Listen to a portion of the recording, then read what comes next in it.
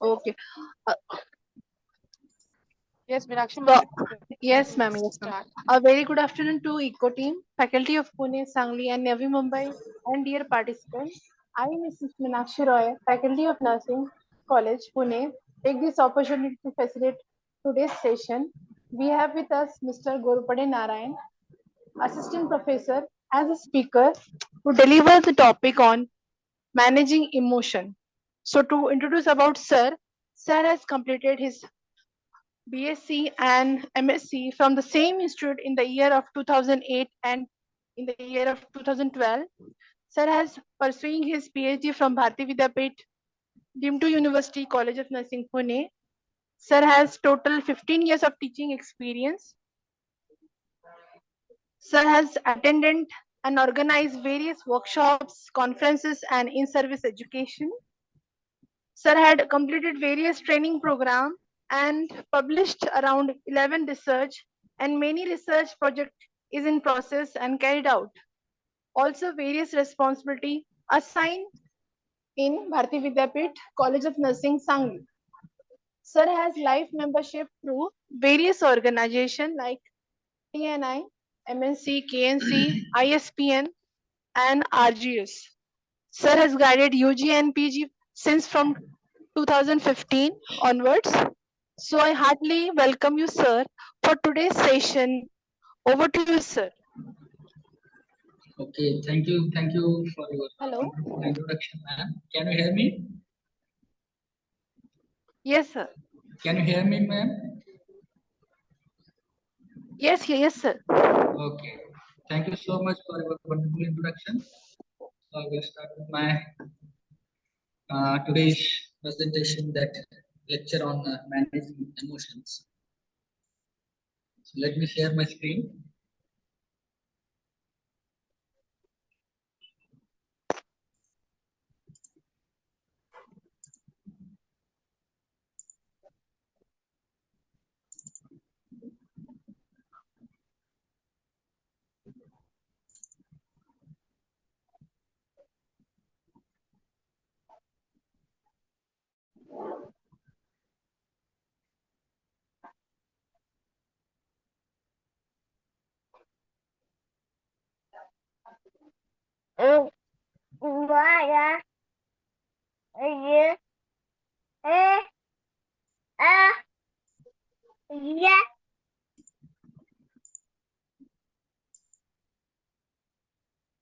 Is it visible, ma'am?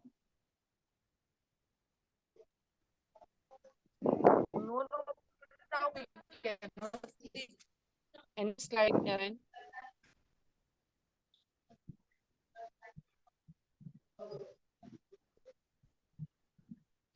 All the participants are requested to put your mic on mute. All the participants. Is it visible, ma'am? My screen is. No, sir. Yes, No, sir. It's not visible. you can start. Now it's visible. Sir.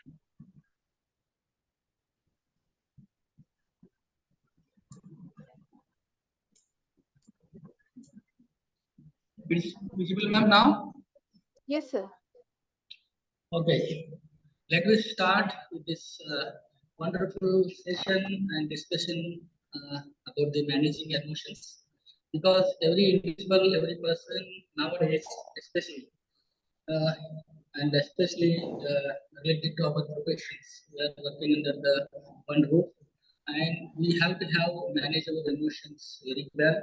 And because at bedside in different situations, different kind of patients, along with them, we are dealing with their emotions also, as along with their care, whatever we are giving. As a nurse, we have to learn and uh, practice these emotions, how to manage these emotions at bedside. So, especially before that, I will give some introduction regarding managing emotions.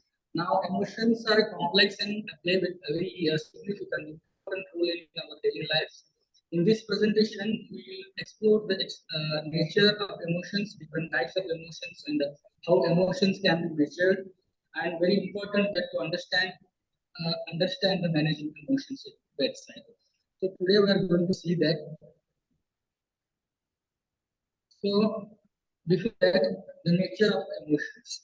So in that first one, definition and characteristics of emotions. Emotions are a subjective. It is not an objective. It is a subjective. Usually, how to feel these emotions first. Feelings that arise in response to internal and external events.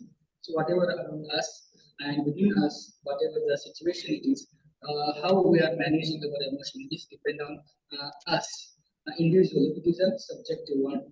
They involve physiological and psychological responses and can be expressed through facial expressions and body languages and vocal cues. Whatever we show in front of the others, whatever the expressions we show to the others, so individually also observe and express that. And also functions of emotions serve various purposes, such as providing information about our environment, influencing decision-making processes, and facilitating social interactions. Also, in a social interaction, it is very much important. Emotions are very plays a very important role while interacting with the other people in the society. From the beginning of the childhood, we learn that, and automatically, whatever the child up to this stages of development, he will learn how to manage and what are the expressions he want to show, how the child will develop. So emotional intelligence is very much important nowadays. We see that every each and field they will use this emotional intelligence very well. So emotional intelligence refers to the ability to identify, understand, manage, and use emotions effectively. It plays a crucial role in personal and professional successes because every professions, whatever the field it is, whatever the profession it is. So emotional intelligence it is very well needed nowadays. So as per the artificial intelligence, you might have heard that. So emotional intelligence, as per the psychology of the individuals who observe. So emotional intelligence plays a very important role there in the crucial personal and professional successes of the individuals. Excuse me, Narayan sir. Sorry to interrupt. Your sound is having a bit of echo. Uh, Now, sir, Can you just check without your earphones? Yes, sir, earphones. Without earphones. But, now, sir. Now better. Okay. Now it is properly clear. But some echo is there. Maybe the room might be small one or echoing of the room, but still better than previous one.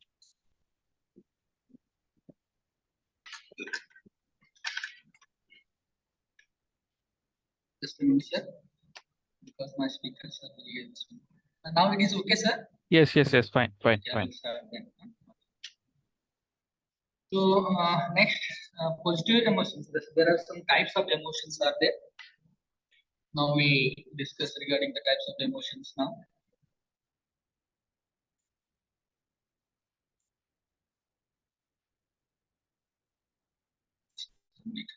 Okay. So types of emotions are the positive emotions, negative emotions, and mixed emotions. I think you all know about this experiencing and practicing these emotions day-to-day life. Positive emotions as like joy, love, gratitude have a positive impact on our well-being and relationship and overall happiness in our life. So negative emotions are the anger, sadness, fear can provide important information, but when they become excessive or prolonged, they can have adverse effect on our mental and physical health. So it is not this negative emotions are. So mixed emotions are occur when we experience a combination of positive and negative emotions simultaneously or in a quick successions. Okay, so mixed emotion it means mix both of this positive and negative. So these are the types of emotions what the individuals will practicing show. So how to measure the emotions? There are some four different types of to measure the emotions in different situations. Self-report measures involves individual reporting their emotions using questionnaire or rating scales.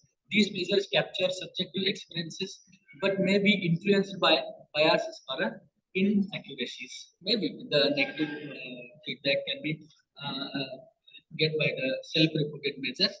Another one, physiological measures. Physiological measures such as heart rate, variability, conductance help assess emotional arousal and provide objective data. It means objectively we can assess these physiological measures. They are often used in the research settings. Okay, not in regular whatever the psychological assessments or all. They will not use this, but for the research purpose, to assessing the emotions of the others individual or sample during research. So psychological, physiological measures can be used. Behavioral observation, it can be seen. Behavioral observation involves systematically observing people's behavior, facial expressions, and body languages to infer their emotional states. It provides valuable insights into non-verbal expressions of emotions. Okay, non-verbally we will observe that whatever the emotions are expressed by the others by seeing the facial expressions, etc. So technology assisted measures, advancement in technology have led to the development of innovative tools such as facial recognition software and sentimental analysis algorithm to automatically detect and analyze the emotions. There is a new technology. So by this using the technology assisted measures can be by using the algorithm and automatically detected analyzers. Nowadays it is coming to market that so automatically by analyzing by the mathematically, we can express or observe the assess the this technology assisted measures of emotions. Understanding this different emotions are so physiological theories. Uh,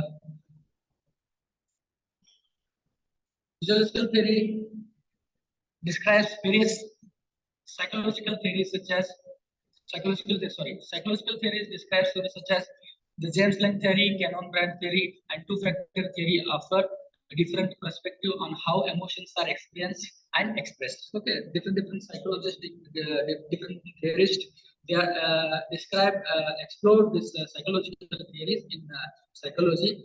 For example, James Lange theory, Cannon Brand theory, and two-factor theories, especially for the emotions.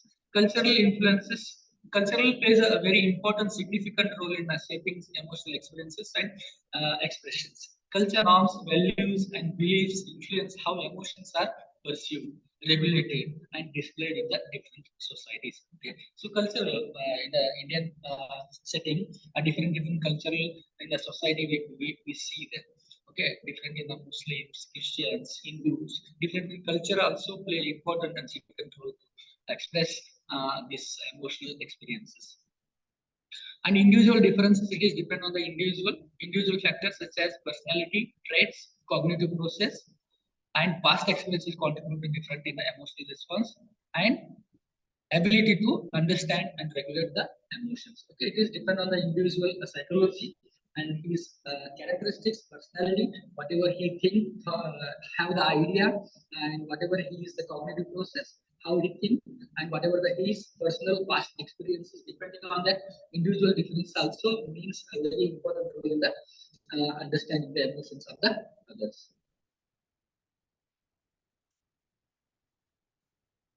So now managing important point that is our today's discussion, that is the managing emotions.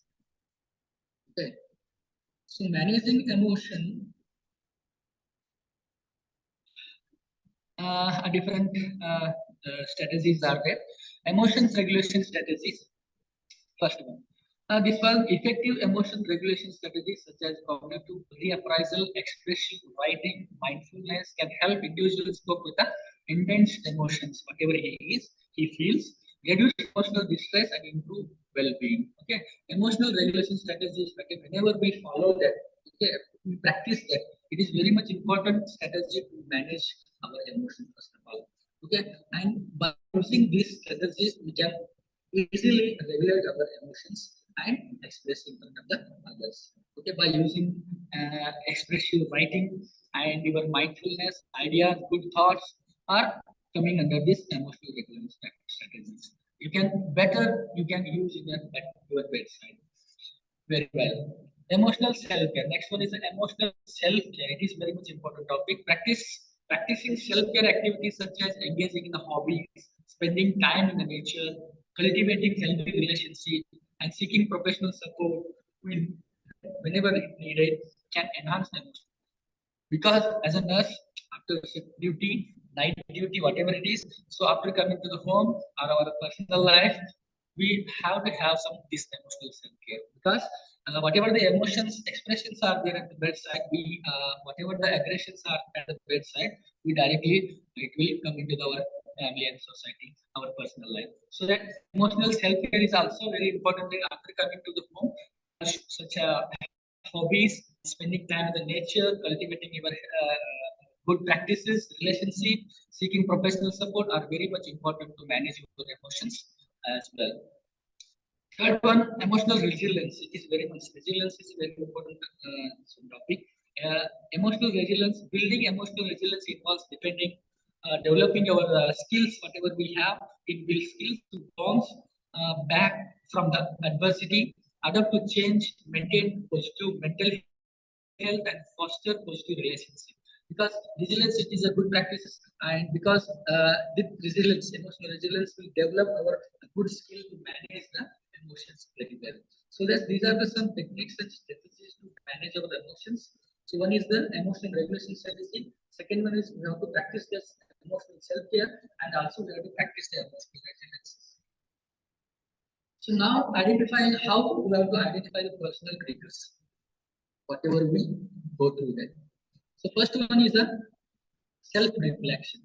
Reflection, discover techniques for self-reflection to identify personal triggers and gain insight into the root causes of our emotional reaction. Self-reflection, you want to see back, okay, whatever it happens, okay, why it occurs, when it occurs, for what is the reason it occurs. So self-reflection, it is very much important to whenever we trigger into the some like situations. And the next one is the mindfulness practices. Exploring mindfulness practices that helps us observe our thoughts, feelings, and physical sensation, allowing us to recognize triggers more effectively. Okay, mindful practices, whatever we practice, for example, yoga, meditation, in as early day when it was started, no. So whatever the practices we have, okay, regular practices, what we have for the mindful practices are very much important to give your some triggers or sign to the your dangerous situations or how to control your managing emotions. Next one is the journaling. It means what? You want to maintain the some such a diaries, okay, personal diaries. So learn to how journaling can serve as a powerful tool to increase self-awareness and assist in identifying the recurring patterns and triggers. Whatever the problems, emotional problems triggers us. So that time we want to maintain a diary, write it properly with a date, the time. Okay, it can help in the future. So whatever how to manage your emotions in future.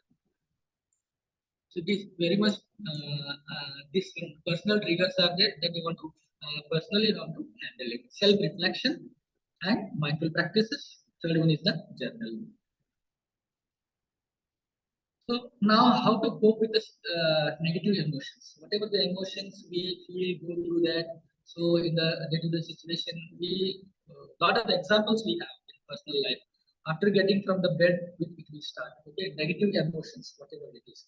So like, dislike, whatever it is, positive, negative. So it is depend on the your condition, mental condition, and your ideas, thought, whatever you think.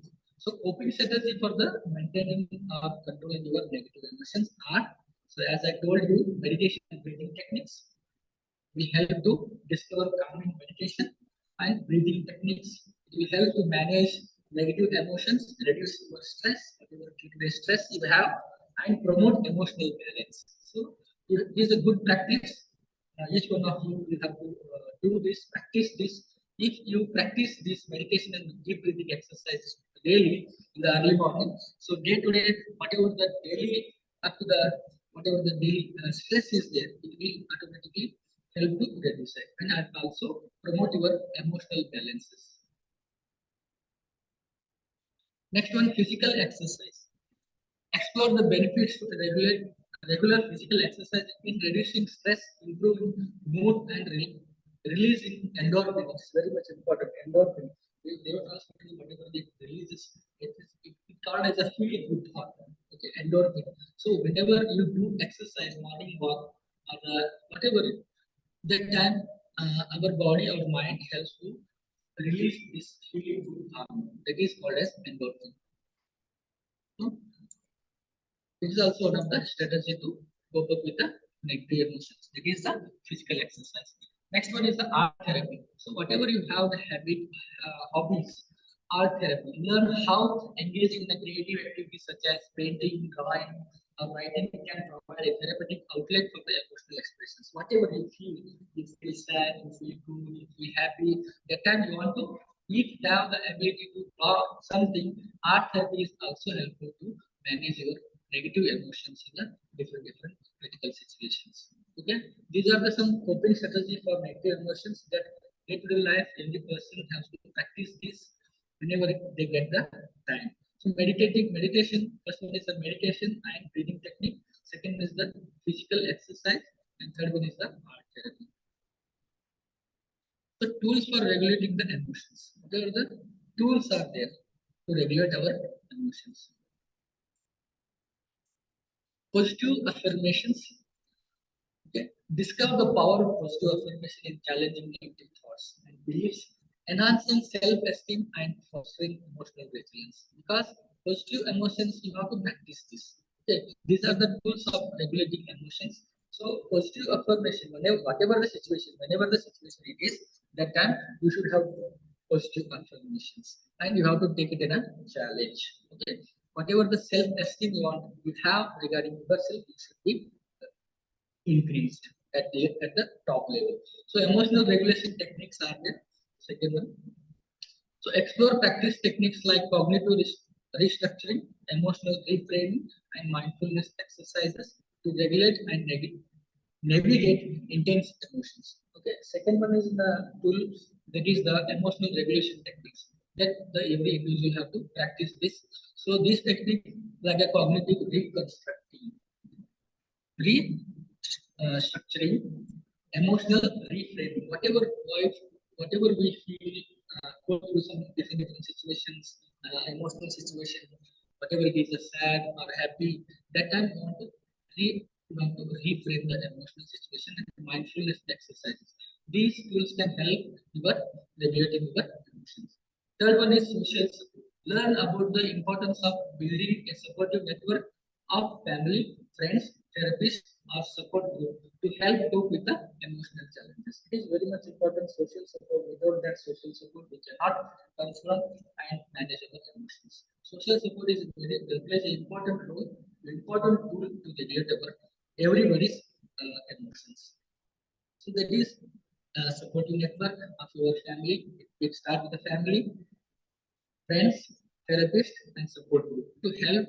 It is very much whatever the emotional challenges you feel in the day-to-day life. So these are the some tools to regulate the emotions. One is the positive affirmation, how to develop this emotional regulation techniques. You want to practice this, and social support. You want to experience this. Okay. The importance of self-care. Okay. Self-compassion. First one.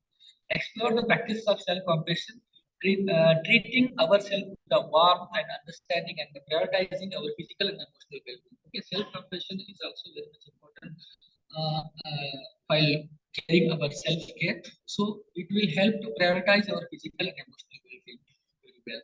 And next one is the healthy lifestyle choices. Discover how adopting and balanced diet is there, the regular sleep patterns, how our sleep is there, engaging in our daily activities that brings joy can positively impact on our emotional health. Okay, healthy lifestyle, whatever we do from the after the bed, whatever the lifestyle, healthy lifestyle activities we practice, it is very much important to bring our joy and positivity and emotional good emotional health. Relaxation techniques, learn various relaxation techniques such as deep breathing, as you know already about this deep breathing, progressive muscle relaxation, or taking soothing baths, okay, to reduce stress and restore your emotions. Okay, good bath after the tired, hectic work and progressive muscle relaxation whenever you sit in a relaxed way, and also whenever in the early morning deep breathing exercise is very much important exercise to relax your, to maintain and to reduce your this emotional health and relaxation techniques. These are the important need for your self care. After the your hectic workload, these can help you to relax with your emotional health. Okay, maintain your emotional health. So one is the self compassion, second is the healthy lifestyle choices, and relaxation techniques. Keep it in mind. These three things are very important to take care of yourself. Emotions in the workplace. Emotion intelligence at workplace is very much important. Day to day, everybody will use this, are using this. Okay. Emotional intelligence is crucial in the workplace as in affect decision making, conflict resolution, and overall organizational climate. Okay. Nowadays, in every organization, every institution, every hospitals, even at the bedside, every staff nurse, we whenever they are working at a bedside, they have to use this emotional intelligence. And also managing workplace emotions, creating a supportive work environment, promoting effective communication, providing resources for stress management, and fostering emotional well-being contribute to positive and productive workplace. Okay? Whenever one of you in a group, you encourage some healthy situations, healthy imaginations, healthy communications. That time, all group will work strongly and it will help to the organizations. And next, work life. Just sorry.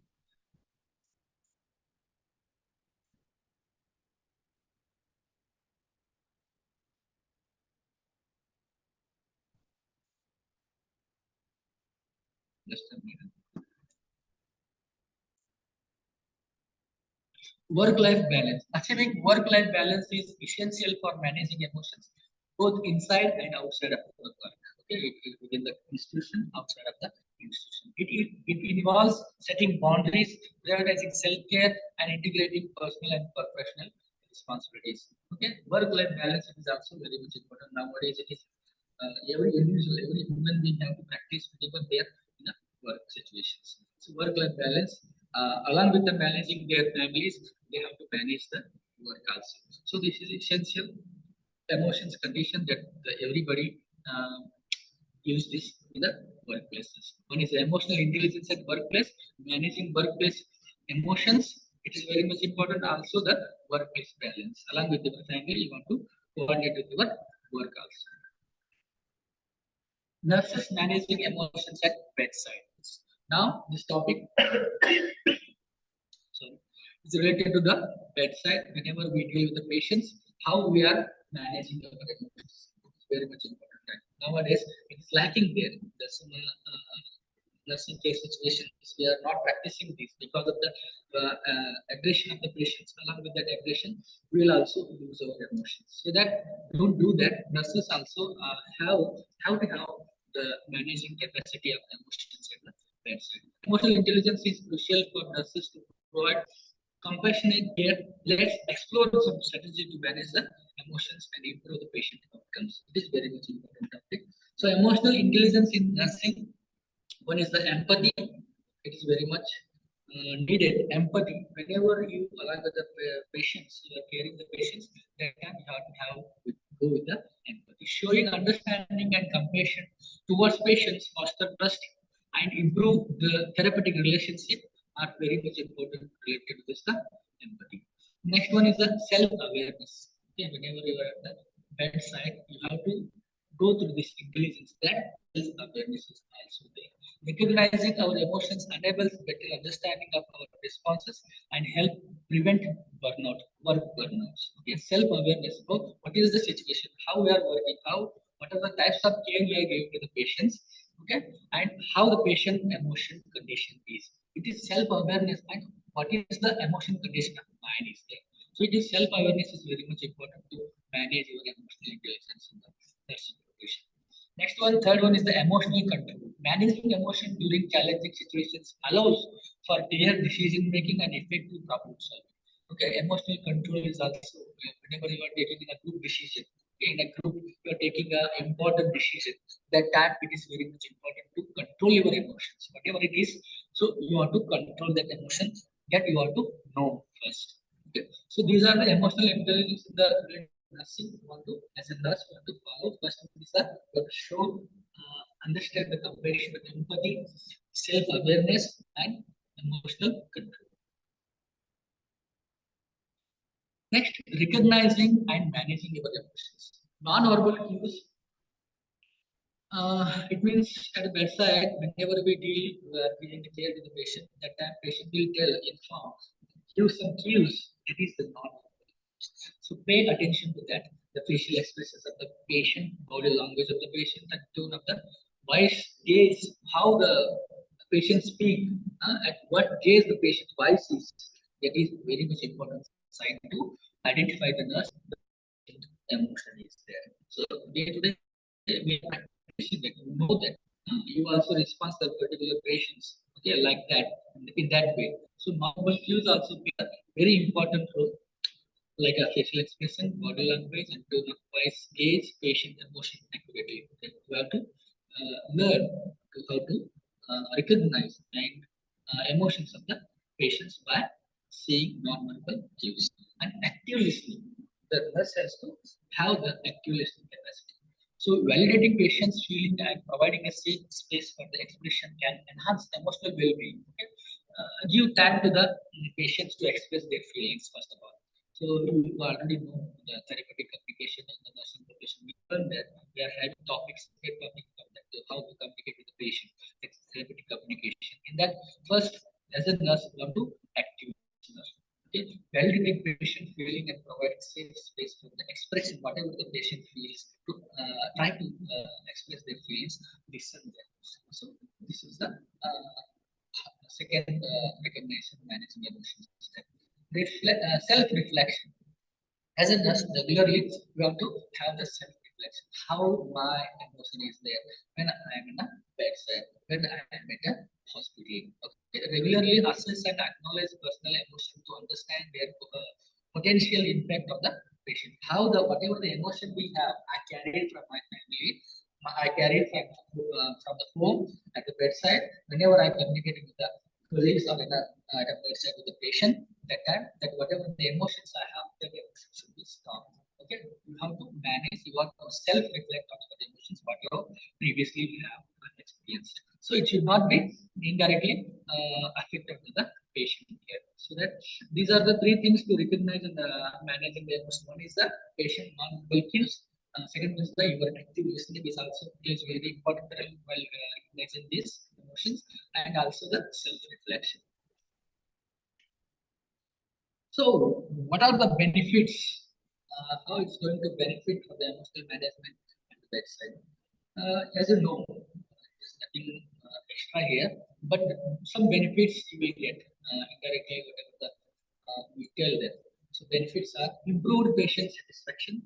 The patient will tell, he will take your name, okay, in front of him, just like that. Something nice is there. So, see, he given a very well care to me and communicated, I expressed some feelings along with him, and also he managed that and told, counsel me like this way. So he will or she will express in this in front of the others. So emotional supportive care creates a positive patient expressions leading to higher satisfaction scores. Your professional, whatever the nursing professional score is there at the bedside, it will help to improve that patient satisfaction score. Reduced anxiety. Managing emotions effectively helps elevate patients' anxiety, promoting a sense of calm and well-being. Okay, reduced anxiety.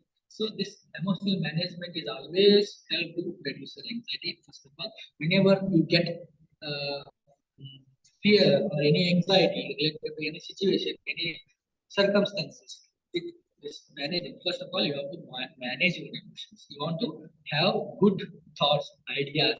Okay, so how we do the activities, how we my behavior should be. Okay, so emotional management also help to reduce our anxiety, and also it is benefited to enhance team collaboration. It is very much about whenever we are in a group, we are in a group.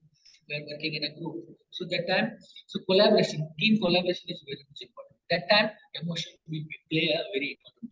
Emotionally intelligent nurses foster a harmonious environment, positively influencing teamwork and collaboration. Okay, so who are having a good harmony, emotional harmony, so they can manage very positively and they can lead the team.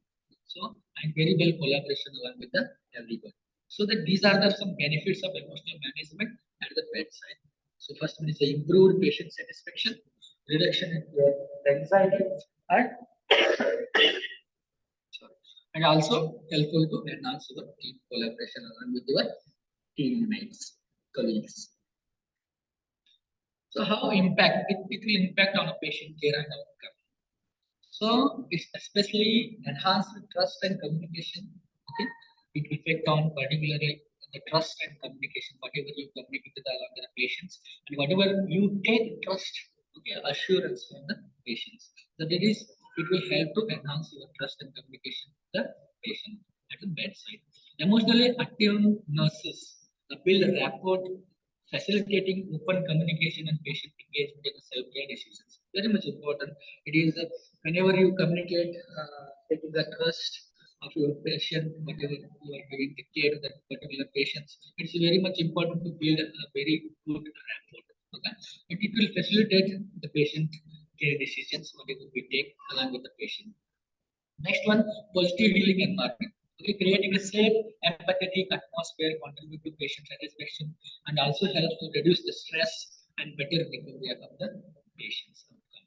So it is positive healing environment also it will create. So it is very much important the managing emotions, managing your especially managing your emotions. Nurse emotions are help to improve the positive healing environment in the at a bedside and influencing patient outcome. Emotionally supportive care positively impact patients' outcome by reducing complications and enhancing adherence to the treatment plans. Whatever it is influencing patient outcome, whatever we feel to express into the patient, like this your plan of treatment is there. So it will help to communicate with the patient and also it will help improve your patient outcome. So these are the impact of your managing emotions are directly to the patient care and outcome of the care. So first one is enhancing trust and communication. Second is positive healing environment and influencing patient outcome. Self-care for nurses. One is maintaining boundaries. It is very much important. So maintaining boundaries, engaging in peer support, practicing mindfulness. Self-care, we should have to, before that we have seen some different self-care. But working at the bedside, in a boundaries, you have to take care of this self-care. Maintaining the boundaries, establish clear boundaries to prevent emotional exertions and maintain a healthy work-life balance in a bedside. This is the first. Engage. Second one is the engage in a peer support. Connect with the fellow nurses to share experiences. Also, very important. We're doing, but in a whatever the related patient care is there, we have to engage with the peer support. Or advice and provide emotional support to each other. Practice mindfulness. Cultivate mindfulness techniques such as deep breathing and meditation to stay present and centered during challenging situations. It is a good practice. We call it as a practice of mindfulness. Okay. As in the early morning, you can practice this.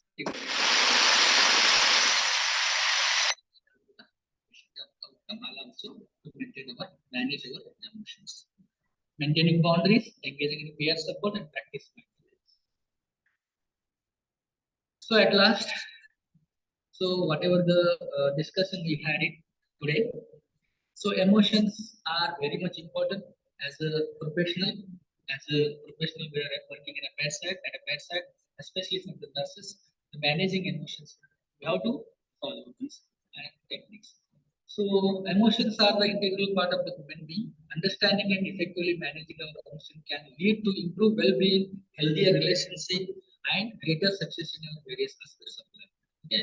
In a family life, in a societal life, in a professional life, the managing emotions are very much important.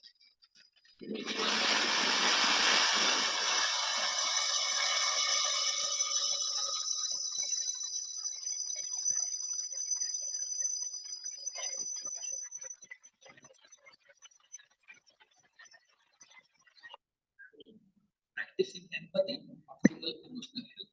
The journey of this one, lifelong learning, because managing emotion not only for your professional life, it is a lifelong learning. The journey of managing emotion is continuous after your end of your life also.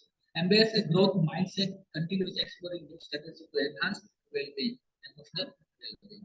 Next, practicing empathy. You should have to practice the empathy. You are already doing that, but especially want to concentrate on the empathy whenever we are working at a bedside. Cultivating empathy not only towards others but also towards yourself. You want to feel, you want to experience the empathy for yourself you are having.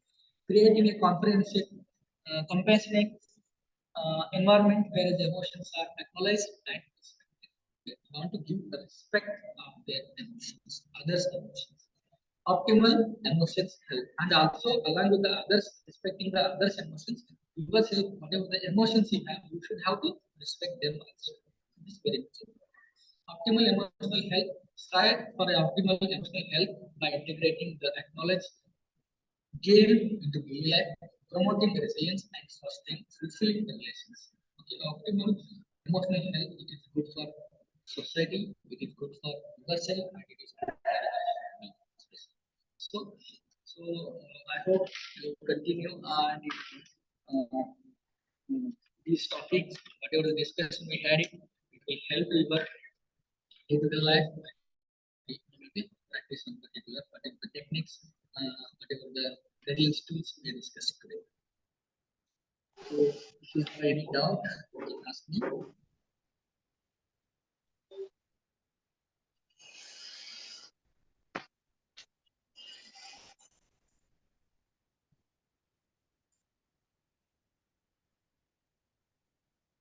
So, participant, you have any doubt?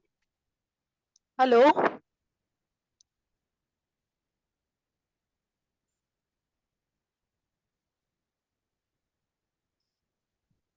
Yes.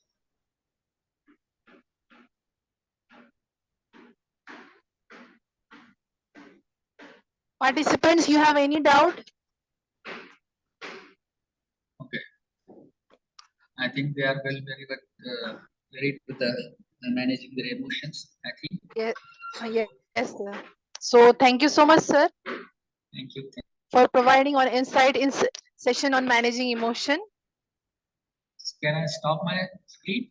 Yes, sir. Yes.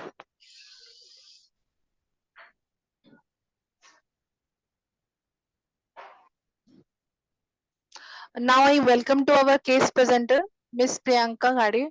She has completed her GNM from Bharati Vidyapeeth College of Nursing, Pune, having 1 year of clinical experience in OT. At present, she is working as a staff nurse inside the hospital. She has participated in various co-curricular activities. So I welcome to present the case. Over to you, Miss Priyanka. Thank you, ma'am, for introducing myself. Good afternoon to each all. My voice is audible to all? Yes. Okay, ma'am.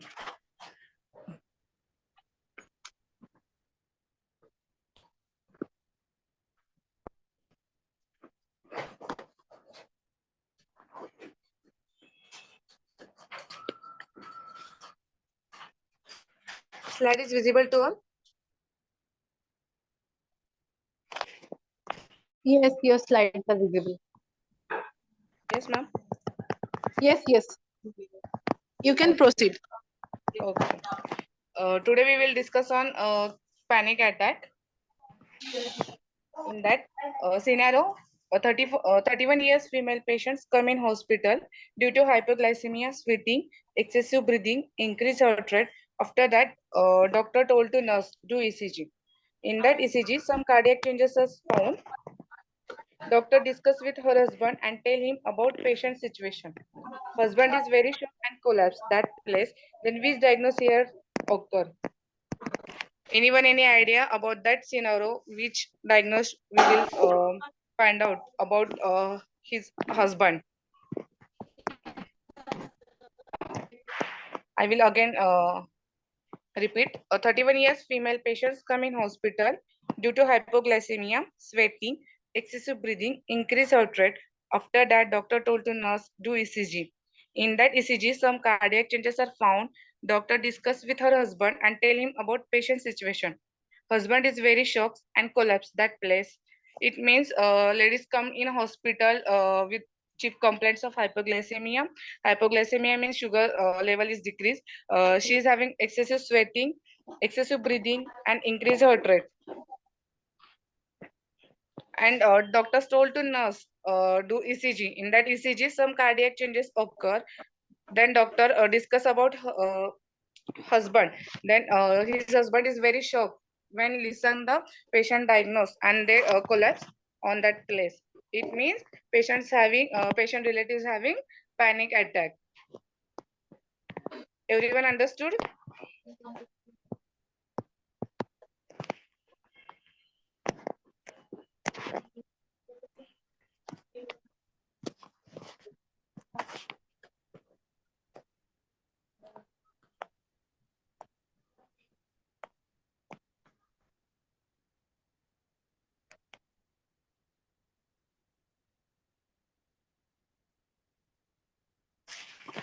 Ma'am, my voice is audible. Screen is visible. Yes, yes. Okay. Now we will see definitions of panic attack. Is a brief periods of extreme distress, anxiety, or fear that begins suddenly and is accompanied by the physical and or emotional symptoms. It means today we'll discuss of the panic attack scenario. Patients attack are sudden, intense episodes of fear and anxiety that can manifest with physical and psychological symptoms. Okay, they can occur in patients without history of anxiety disorder. It means patient having some types of anxiety, any distress or fear. That time patients having panic attack should be occur in that emotional status happen. Then we will see causes of panic attack in that over breathing. If patients having panic attack, that some patient breathing rate is increased. Long periods of stress. If patients having stress about working, studies, that can diagnose with panic attack.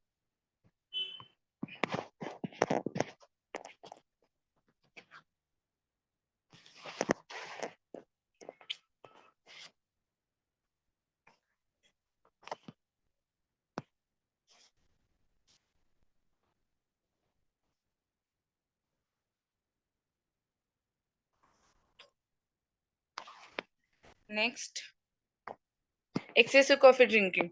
If anyone taking excessive amount of coffee drinking, in day-to-day life, so chances of panic attack. Then sudden changes of environment. It means according to climate, she's not take effective environments. It means she's having in winter season. That time mostly patients having chances of the stress. Environment is not calm.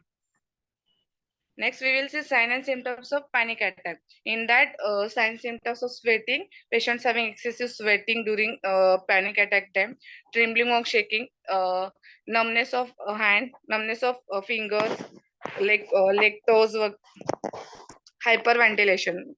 In that, oxygen and carbon dioxide, inhalation and exhalation speed should be increased. Chills or hot flushes.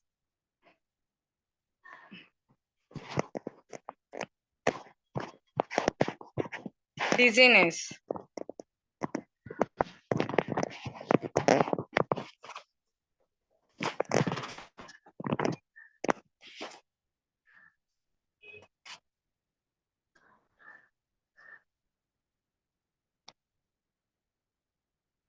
Ma'am, my PPT is visible to all.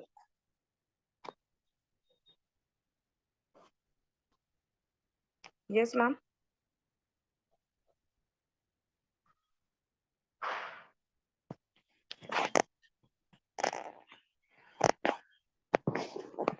Hello, ma'am. My voice is audible. Yes, yes. You are audible. Share the screen also. You can see. Numbness and tingling. Means fingers having numbness to each one or fingers. Tingling is means tingling sensation for the toe and fingers. Next, patients having nausea, heart palpitation, in that bradycardia, tachypnea, and tachycardia. Heart rate should be increases.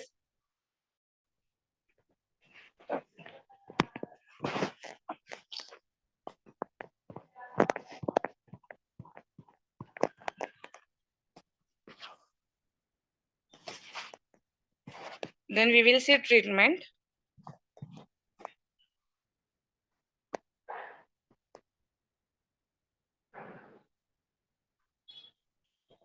In that treatment, first of all, we will see medication, antidepressant. In that antidepressants, medical medicine like selective serotonin uptake inhibitor we have to shown to be the effective in treating symptoms of anxiety in some individuals with the panic disorders. In that antidepressant, we will should use the selective serotonin reuptake inhibitor. Next is beta blocker. In beta blockers are of label medications typically used to treat high blood pressures, but may also be prescribed to people we struggle with the panic attack. Beta blockers drugs should be used in that panic attack patients. Then benzodiazepam. In benzodiazepam are sometimes prescribed short terms or as a needed to people with panic disorder. They work by the activating nervous system response that cause physical symptoms of anxiety. While this is can be very effective in the moment they also carry to high risk for the abuse, addiction, adverse side effect. Next therapy.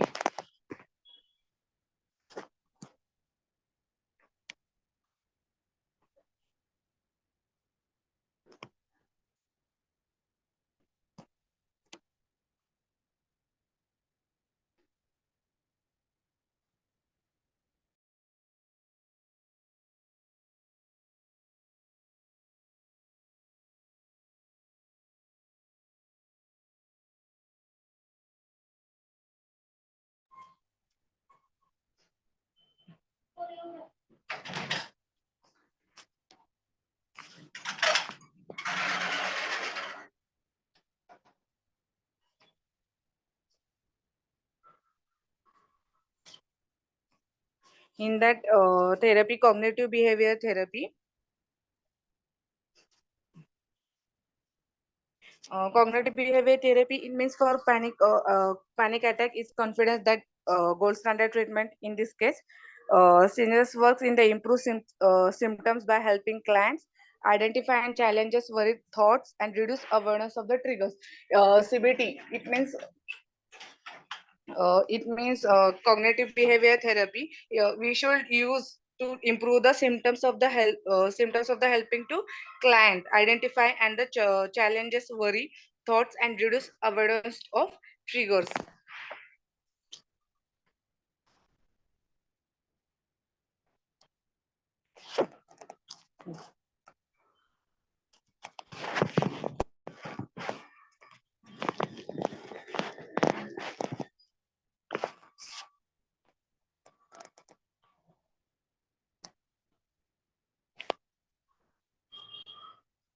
Ma'am, slide is visible.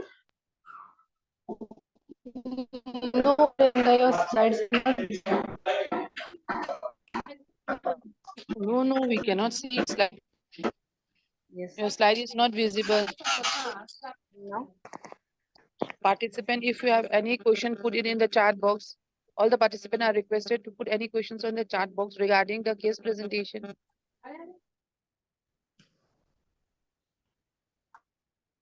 next, we will see exposure therapy. In exposure therapy, in that we it's a specific cognitive behavior therapy techniques that was created to help the decognitions people to anxiety triggers and reduce the awareness behavior. Okay, then next we will see applied relaxations for panic disorders. This therapy helps people with panic disorder identify triggers and early anxiety causes while reacting relaxation technique like progressive muscle relaxation, mindfulness, and breathing techniques. Next, panic focused psychodynamic psychotherapy. It is one of the earliest forms of the psychotherapy and focuses on helping people build activeness and resolve inner conflicts believed to cause anxiety. This treatment involves 24 sessions in over 12 to 14 weeks period. It means this session should be completed in 12 to 14 weeks of the period, and it is so effective for the all mental disorder diagnosis. In that diagnosis, we should use the PPFP. It means panic focused psychodynamic psychotherapy. Online self guided CBT and relaxation program. We should arrange the online therapy, relaxation therapy. We will arrange.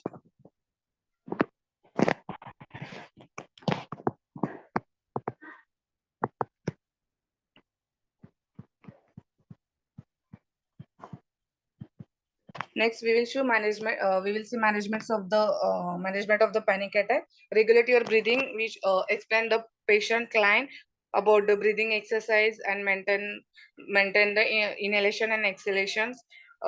Then self talk. Talking with your friends, nearby persons, and relieve your mind. Recognize the situation. We discuss about the patient situation and find out solution about that situation. Seek help. All should be help to the patients. Medication, we all to explain about the medication, how to take about medications and importance of medication, and take time to time medications.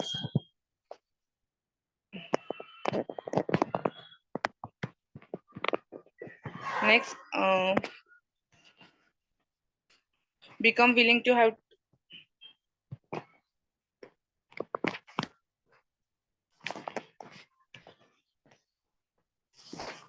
develop the consistent of the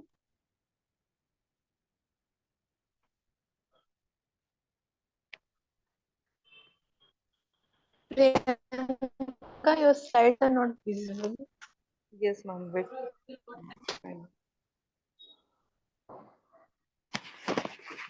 Develop the consistent medications and the relaxation practice. Daily to or in daily day to day, we have to take the practice for the from patients side relaxations and medications of about the patients. Then eliminates or reduce the stimulants such as the caffeine, nicotine, and sugar. We should explain to the patients to reduce your caffeine and nicotine and sugar in your day to day life. Do not take excessive amounts of caffeine, nicotine, and sugar. It should be very harmful in our life. Then exercise on a regular basis.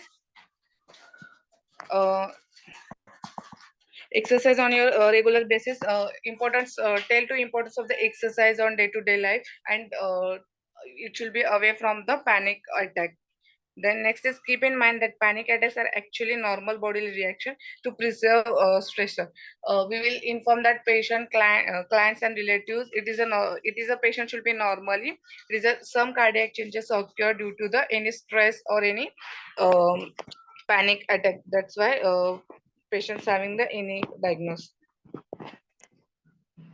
Learn to talk back to customer thinking. Then next, learn to write it out. Get sufficient sleep. Patients having take sufficient sleep in day to day 8 hours in night time and 2 hours in daytime. Eat a nutritious diet. Take healthy and nutritious diet. We will advise for the patient. Learn to approach what you fear. In patient in client, we client stress should be relief on that patient's situations.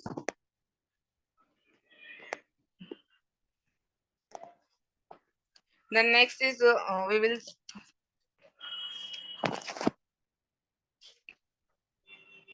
some signs and symptoms are in panic attack. We will see the first steps in the recognize the sign of panic attack. Common symptoms included rapid heartbeat, next shortness of breath, chest pain, sweating, tingling, tingling, tingling sensations, nausea, sense of impatience, dooming, and it should be hospital staff should be trained to identify these sign and symptoms of panic attack. Everyone should understood.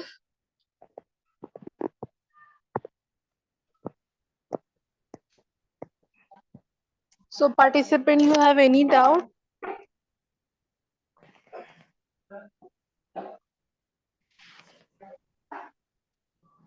Anyone tell signs and symptoms of the panic attack?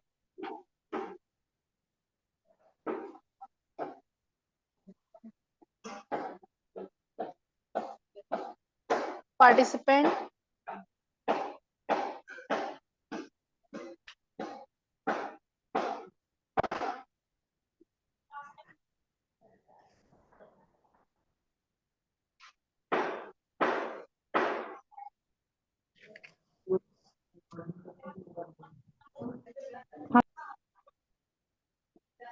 In panic attack, patient's condition, patient should be isolated and reassured.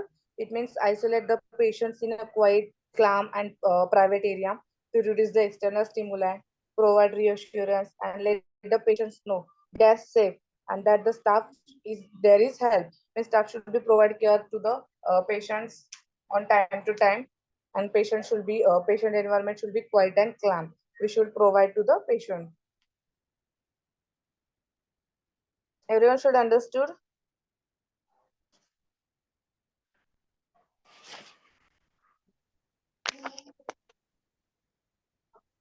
Anyone having any doubt?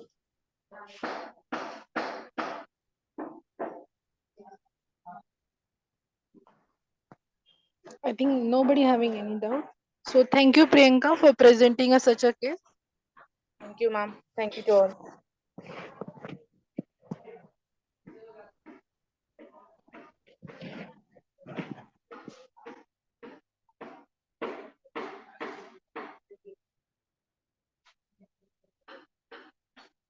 Hello. Hello, Albino sir. Yes, ma'am. Sir, feedback. Yeah, I'm just sending. Yes, and it's already there in the chat box. Okay, sir. Requesting all the participants to kindly fill the feedback. And Meenakshi ma'am, you can announce for the next week Yes, sir. agenda. Okay. Okay.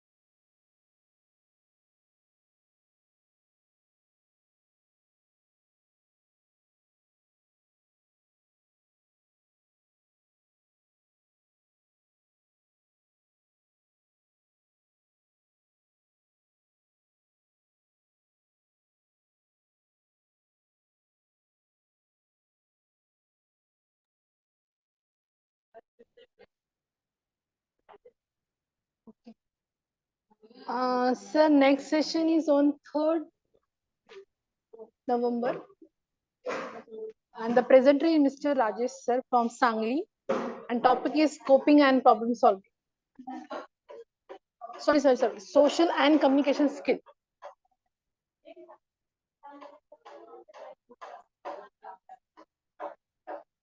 Hello. Thank you.